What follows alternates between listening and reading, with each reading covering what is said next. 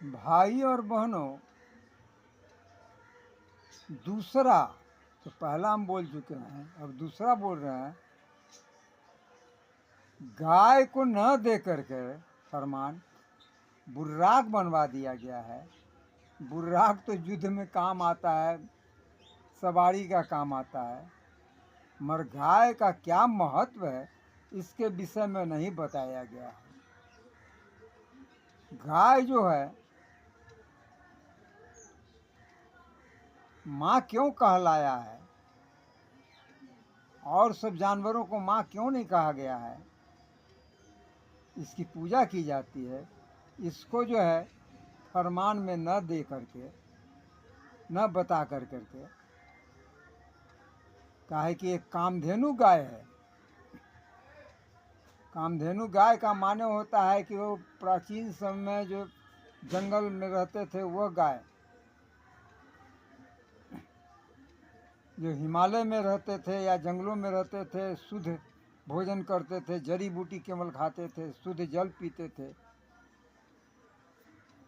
उनका शरीर संपूर्ण शरीर में अमृत भर जाता था, केवल मुंह में ही जहर रहता था।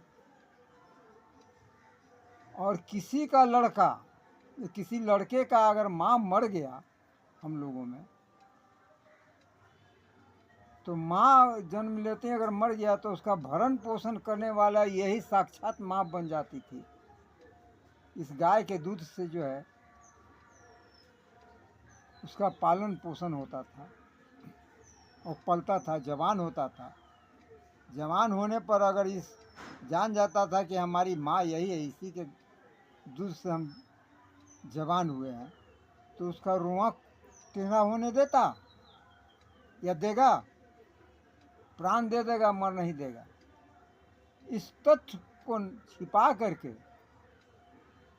गाय को, बहुमूल्य गाय का फरमान रमज़ान यानी कुरान में, इस्लाम धर्म में नहीं दिया गया, लुकाया गया और रख लिया कि अनजाने में आप लोग इसको भी जो है खाते रहिए।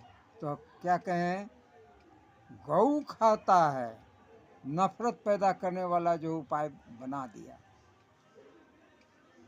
आवाज़ तक यही करता है, गौ खाता है। अरे तुम अगर लिख कर समझा करके उसमें फरमान में देते, मोहम्मद साहब को मालूम हो जाता, हकीकत जान जाते, तो अपने कुरान के अंदर वो वर्णित करते, सुधार